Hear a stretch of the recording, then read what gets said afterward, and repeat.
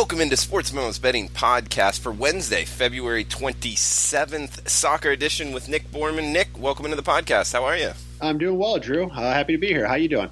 I'm doing good, man. We got a full slate of MLS here. We want to hit on with the MLS season starting this weekend? Is that how it goes? Yep, starts this Saturday, and we got games all the way through end of October. So looking forward to it. All right, man. And you've been good in soccer, where you got your MLS special up for the 1 month for just $99. Check it out at sportsmemo.com on Nick's homepage. And first game up here Saturday, Toronto at Philadelphia. Looks like Philadelphia is a half a goal favorite here, 0.5. Total of 2.75. How would you look to bet this top of the card matchup? All right, so first game of the season, Toronto. They missed the playoffs last year, finishing 9th in the East. This year I got them projected to be a little bit better, somewhere between 6th and 8th place, battling for that last playoff spot. Big news for them is they lost Sebastian Giovinco, who scored 68 goals for them over the last 4 seasons. And also Victor Vasquez, who was a great setup man. So they're going to have to deal with those two departures and trying to get goals without them. Josie Altidore, Michael Bradley are the two big names that have stayed with the team. So Altidore is actually going to be missing this game, so that's big news for this particular matchup. Toronto was just bad on the road last year, and they struggled defensively all season long. So they're focused on conceding less goals this year, and that's what they're going to need to do with the loss of some offense up front. So Philly, they made the playoffs last year. They finished 6th in the East, clinched the last spot. They were eliminated there in the first round. I think they're going to be similar, maybe slightly better, somewhere between 4th and 6th place in the East this year. A couple of key departures for them are they traded their forward C.J. Sapong to Chicago. He was a regular in the starting 11 for them the last 4 years, He scored 36 goals for them over that period. And they also lost Keegan Rosenberry. They signed Sergio Santos, who's a pretty good forward from playing in Chile's first division. So he comes in to try to replace Sapong this year. But really for Philly, they didn't really have a great home. Home advantage is huge in MLS, and they didn't have a great home record last year. But they did win their first game of the year, and they made a strong U.S. Open Cup run, losing in the final to Houston. And a lot of that was based on their home play. So they kind of had a busier schedule than other teams going through that. So they're making a small tactical change this year where they're gonna try to press high and get some guys forward to the lineup. So that'll probably be a little bit of a learning curve for them. But I like Philly at home in this opening game, Drew. Big news, like I said, is Josie Altidore is not going to be playing, so Toronto's going to be struggling even more so this week. So Philly to start the year off with a win here, Drew. Josie Altidore, remember his name from past World Cup. Fun times with him. But New York City FC minus 0.25 at Orlando City, total of 3. What do you got for this one? Yeah, so last year in New York City, 3rd in the East, they lost to Atlanta in the conference semifinals. But I have them dropping quite a bit this year, down to battling for maybe the last playoff spot, somewhere between maybe 6th and 8th place. They lost David Villa, who's been second in goals scored in Major League Soccer since 2015 with 77 goals. So obviously that's a big loss. They've also lost Yangel Herrera, who signed with Huesca, which is in Spain's La Liga. So both those guys up front is going to completely change the offense of this team. And they got a couple guys, Matrida and Keaton Parks, to try to come in that, are not nearly as proven as the guys that are losing. So that'll be a struggle for them this season. Orlando, they were dead last year in the East. I'm not projecting much of a difference for them this year. They're probably going to be right down there near the bottom of again. They had the worst defense in the league last year. I think they conceded 74 goals and had a minus 31 goal differential. So they did make a lot of roster changes this year. The big name is Nani coming in to help with them. He has 4 Premier League titles and a Champions League title, playing with Man United for 9 years. So he's a guy they're looking to help solidify this team.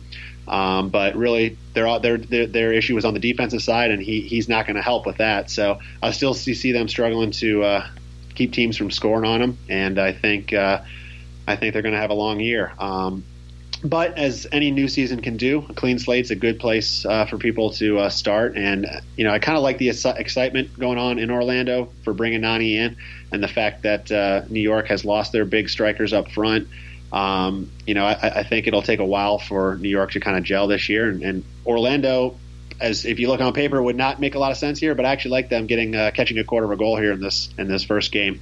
So I think that's the play to make here in this one, Drew. So we got another New York team here, the Red Bulls. Do they play in the same stadium, or how does that work? So they don't, but they're two of the best teams in the East. Okay. But no, they don't. And they're at Columbus, minus 0.25, total at 2.75 here, Nick. Yeah, so the Red Bulls, they actually won the Supporters' Shield last year, which is the most points in Major League Soccer. So they were first in the East, and then they lost to Atlanta, who ultimately won the Cup last year. They lost to Atlanta in the conference finals. So it's going to be between them and Atlanta again this year. They lost Tyler Adams, who's 20-year-old United States national team player, who's going to be awesome for the American team going forward, which we certainly need the help we can get on the international side of things. He signed over in Germany in the Bundesliga, so he's a loss for them. But otherwise, they have pretty much their entire core intact for this season. They're deep on both sides of the ball. As I mentioned, they had the most points in the league. They actually set the MLS record last year with 71 points. And they're currently one of the three betting favorites to win the Cup this year on the market. So they really don't have any weaknesses on paper. They're just a little bit young. They haven't quite won anything yet. They've been like one goal short here, one goal short there when they needed it last year in the playoffs and in the U.S. Open Cup. But hey, those losses they'll certainly help them in the future build experience. But they're definitely going to be there at the end of the year. Columbus. They're under new ownership this year. They were talking about possibly moving away from the city, but they're staying. They finished fifth last year. They're probably going to be similar again this year. They're a really solid home team, and then struggled a little bit on the road. But really, they've had no major names leave Columbus this year. But they did lose their left back Milton Valenzuela from a torn ACL already, so that hurts their back line. But nobody else is going to be missing for them this year. And they brought in a couple guys, Waylon Francis on defense and Rubinho, who's a winger from Brazil. So, their forte over the years has been defense, and they're not a strong offensive side. They actually scored the joint lowest goals in the East last year with just 43 goals and still finished fifth and made the playoffs. So it just shows how good of a defensive team they are to be able to win games. But, having lost Valenzuela is gonna hurt them because now they're going to be, even their defense might be hurting a little bit more than they would have otherwise. So they ended up losing to the Red Bulls in the conference semifinals last year, but they did win the first leg 1-0 at home. But in this game, I see the Red Bulls really controlling the game. I think they're the team to beat, like I said, in the East this year along with Atlanta. So I like Red Bulls catching a quarter of a goal in this one, Drew. All right, Nick. And Nick, for people that might not bet soccer or the MLS much, what sports books do you recommend? Is it widespread? Every sports book has the MLS, or is it just some? Yeah. All the big ones out there have them. Your Pinnacle, your Chris, your Bet 365.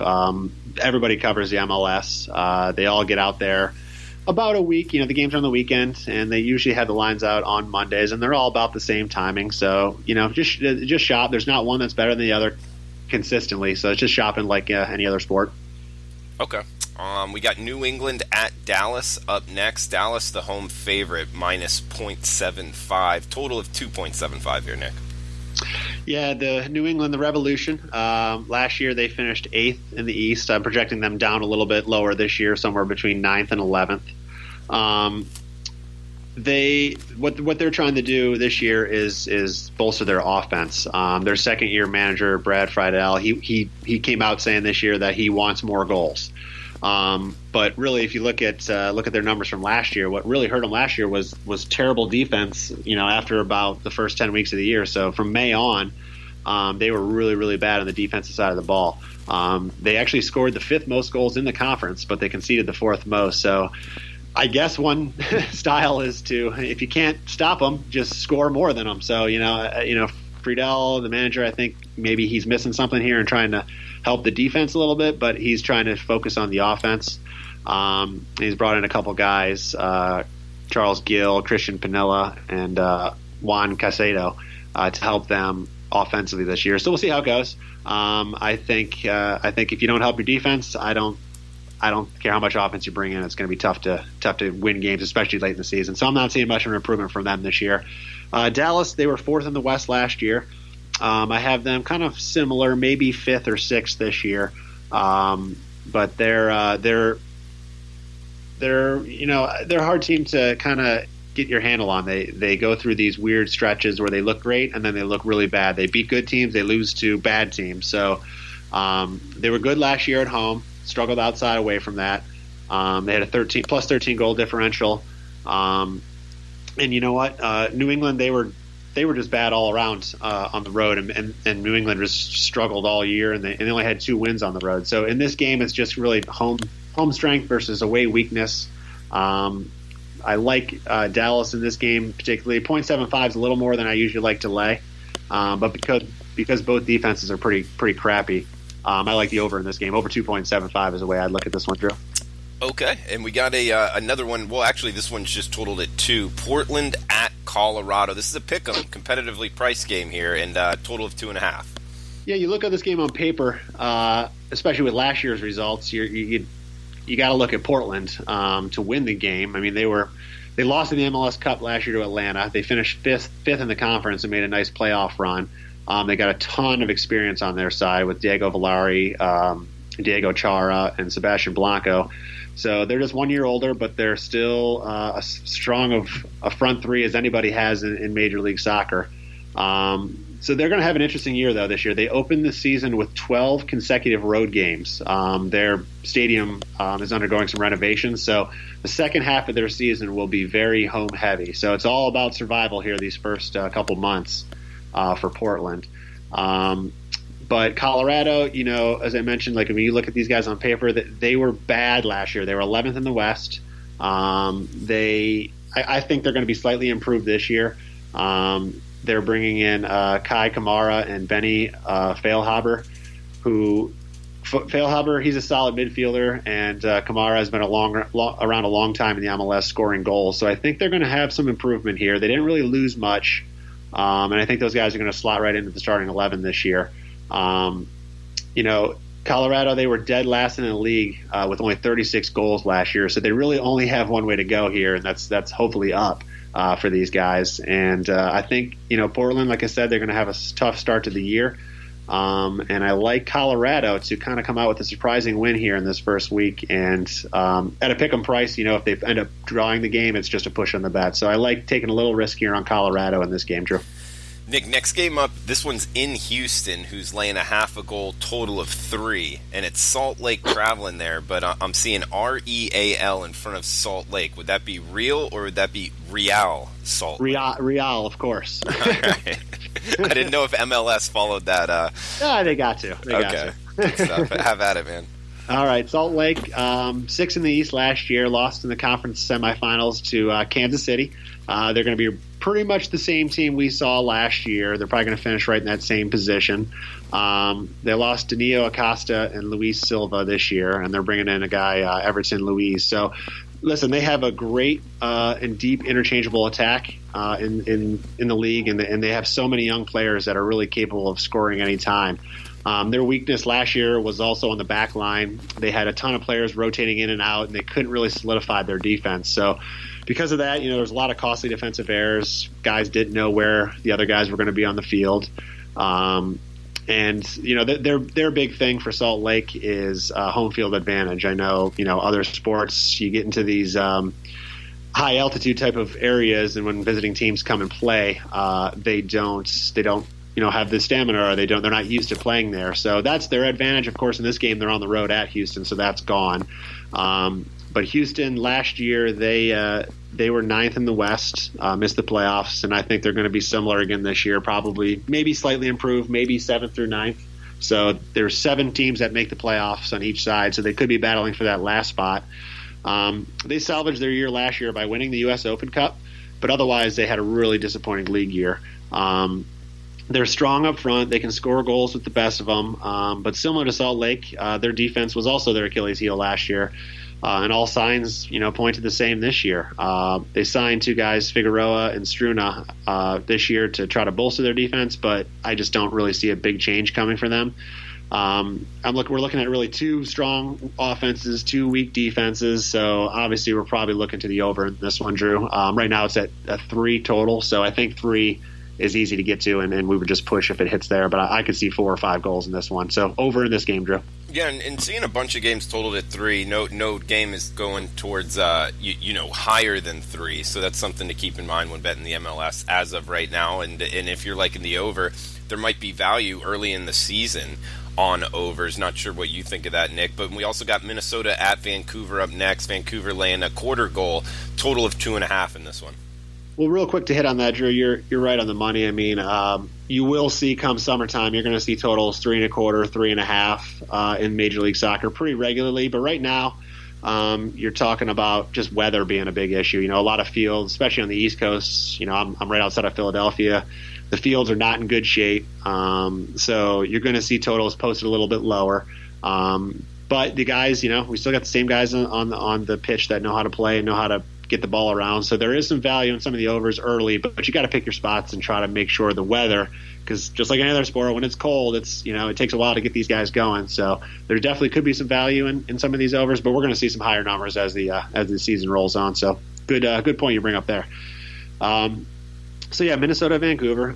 Minnesota, they were 10th in the West last year. They're one of my teams I'm projecting to have a pretty good improvement this year. I think they're going to be up there, maybe as high as 6th this year. Definitely battling for a playoff spot. Again, the theme today is talking about bad defenses. They had one of the worst. Only one team, Orlando, gave up more goals than them last year. They signed 4 pretty big names to bolster their defense this year. They got Ike Opara they traded for. They added another defensive midfielder, Alonso. They acquired Arsenal's former goalkeeper, Manoni, and they have a fullback from France's League One in Romain Mettenmeyer. So they got 4 pretty big names that they're going to try to really solidify that defense. And those guys are all really slated to start right from week 1. So I'm kind of excited to watch these guys improve this year. I think they will be better. Obviously, they can't get much worse defensively than they were last year. Vancouver, on the other hand, I kind of have them switching places with Minnesota. They were 8th last year, but I have them kind of down near the bottom this year, possibly 11th or 12th, really, in the conference. Let's just say they're brand new teams. They got 15 new players on the team, and 21 players from last year's team are gone. So they just wanted a complete overhaul. They were really struggling last year, and they, this was the best way to do it. They wanted to start from the beginning, bring in young players, get rid of the contracts and stuff they didn't really want to have this year. So anytime you have this going on, you got team chemistry and playability with each other. Who knows how these guys are going to start the year? It's obviously going to take them some time to get used to one another, and I don't think they're going to have a really good year at all this year. It's going to take a season, maybe more, to kind of get them where they want to and understand what they're going to need after a complete roster makeover. So I like Minnesota getting the plus quarter of a goal here with their much improved defense, and I think that's the way to play this one, Drew. Okay, we got Chicago at the LA Galaxy up next. The LA Galaxy, one of the more famous names in the MLS, minus a half a goal at home, total of 3. So Chicago, a team I think is going to be also improved this year. They were 10th last year. And I kind of have them coming right into that playoff mix again this year, maybe 6th, 7th, or 8th place this year, trying to get in the last playoffs. We'll hit it again. Defense was their issue. They also had some injuries last year that were a problem for them, but they have a front 6, that is good as anyone in Major League Soccer with Schweinsteiger, Nikolic, Katai. So if they can really get their defense in line, they could see a marked improvement. They brought in Marcello, David Osted, and a Polish player, midfielder Frankowski this year, all to help them with that back line. So I think they have a good chance at some improving this year. They got guys that know how to play. They finished 3rd in 2017, so they definitely have the talent. The Galaxy, they were 7th in the West last year, just missing the playoffs, but I think we're going to see them improve this year, 3rd or 4th. Really, what you want to know about this team is Zlatan Ibrahimovic. Are you familiar with that name, Drew? I've heard it, but that's about it. Okay, all right. So this guy is he's what's the word? I mean, he's a force for sure, but he's like very intimidating on the field. He's big guy. Came from Man United, played with them for years. He came in last year and played 27 games. So didn't play the first 7 games of the year, but played the 27 games for the Galaxy. He scored 22 goals. Just a couple weeks ago, he made a big statement saying he was going to break every record in Major League Soccer. So you can understand all the haters out there can't wait for him to fail, but he's good. He was a famous name on the European stage for a long time. And I think 1 year of Major League Soccer under his belt, he's going to be that much better this year. So they also have good supporting attackers around him, and they also have a new manager that they're going to be playing around. So it might take a little time to get used to his style, but I think they're going to be a fun team to watch, and I'm excited to see what Zlatan does as his predictions go. But I like the over in this one, Drew. Both teams, again, bad defenses and really good front lines, and there should be plenty of chances on both sides of the ball here. Nick, we got Cincinnati, Seattle. You got a free play on. We also got Montreal at San Jose. San Jose pick'em, total at 2.75. So what do you got in that one? So yeah, Montreal, San Jose. Montreal last year they were 7th, just missed the playoffs, but I think they're going to be a little bit better this year. 4th to 6th place is my projection for them. I think they're a possible surprise team. They added a trio of attackers this year to support their star, Ignacio Piatti. They played great in the second half of last year, and they returned the bulk of that squad this year. They went 10-4-5 over their last 19 games and fell just short of the playoffs. They had a really terrible start to the year, so I think they got good momentum to build on this year. San Jose was dead last in the West last year. I don't see a lot different this year. They really didn't have any cap room this offseason to do much, so they really don't have a lot coming in. They do have one guy, Christian Espinosa, who's on loan from Villarreal in La Liga. So he's a promising young winger. But otherwise, they really haven't changed the roster too much. They were really, really, really, really bad on defense. They had league low 4 wins last year, which the next 3 teams lowest on that list were Chicago, Orlando, and Colorado. They all had 8, so it just shows how bad they were last year with just 4 wins on the year. The only concern here is Montreal traveling, across the country to play in California. But they're just a much better team than San Jose, and I really don't see them losing this game. So I think the safe bet is Montreal as a pick'em. And again, if they draw this game, it's just a push on the bet. It may also be worth throwing a few bucks on the money line for Montreal, which is around plus 175 right now. But I like Montreal here, Drew.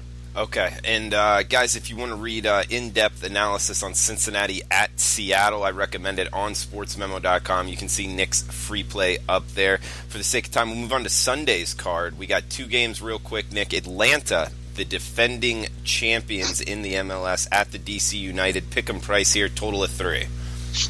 Atlanta, awesome. They're just awesome to watch. Their big news this year was the loss of Miguel Almiron, who was transferred to Newcastle in the Premier League in January. So, huge player that really opened up the door for their star, Joseph Martinez. So, he's a big loss for them. But they did sign a possibly as good of, if not better player in the long run, Pity Martinez, who comes from South America. He's actually the reigning 2018 South American Player of the Year. So they're probably not going to miss much of a beat losing Almiron, even though he's such a good player for them. They also are changing managers. Tata Martino, who won the Cup for Atlanta last year, he was homesick and wanted to move back to Argentina, basically. So they brought in a new manager who has Champions League experience as a player for Ajax, winning it before. So they got young players, they got veterans, they got stars in their prime. And they play at the best stadium in Major League Soccer. So Atlanta is definitely going to be a team to possibly repeat this year. DC, they are solid. They finished 4th last year. All eyes are on Wayne Rooney as he's going to embark on his first full season in Major League Soccer. He joined DC last year, halfway through the season. And really brought them from, I think they were second to last in the standings, and brought them all the way into the playoffs.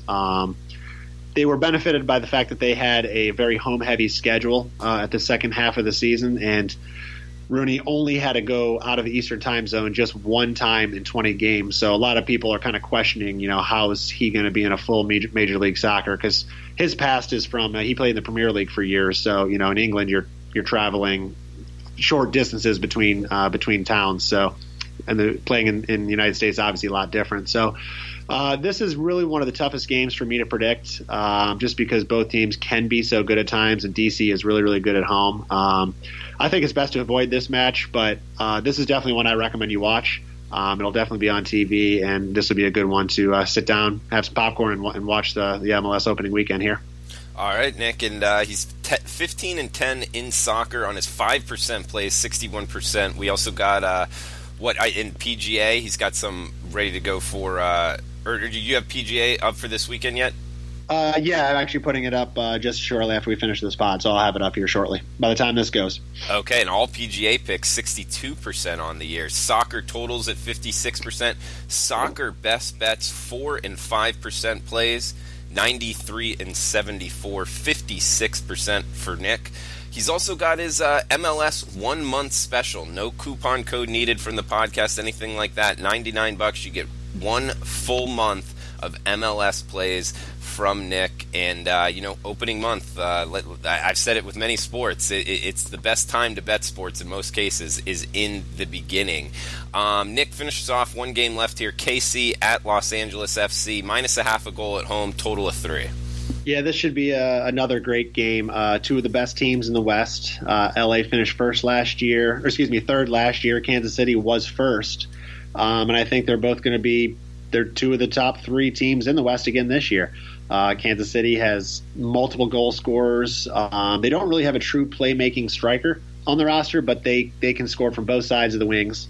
And they really have one of the best offenses in the league, even without that number 1 guy. They were the best road team in the West last year. Like I said, these 2 teams are just going to be battling it out all year long. Los Angeles, they lost 2 guys, Benny Feilhaber and Marco Urania, but otherwise they have one of the best core groups of guys that's really in Major League Soccer. And other than those 2, I mean, everybody's back from last year. The talent up and down the roster is just phenomenal with Carlos Vela, Walker, Zimmerman. I mean, they are as good as possible. Definitely, these 2 Sunday games, honestly, are the 2 best games of the week, in my opinion. And this is just another one that's pretty tough to pick a side here. Kansas City catching the half a goal is definitely the one that makes more sense, but I'm probably going to keep my money on the sideline on Sunday on both of these games just because I think I'd rather just sit back, watch them, and enjoy. I don't see a huge edge on either side, and I think they're going to be really trying to figure out how these teams are going to look the rest of the year is all I'm going to be trying to do with these games on Sunday. But should be another good game, 2 of the best teams in the West for sure. All right, good stuff, Nick. And guys, make sure to check out sportsmemo.com. He's got his $99 1 month opening month package at on the MLS at sportsmemo.com. So make sure to check that out. Good deal there. No coupon code needed. And thanks for tuning in. We'll be back tomorrow talking with Teddy Covers, NBA betting board.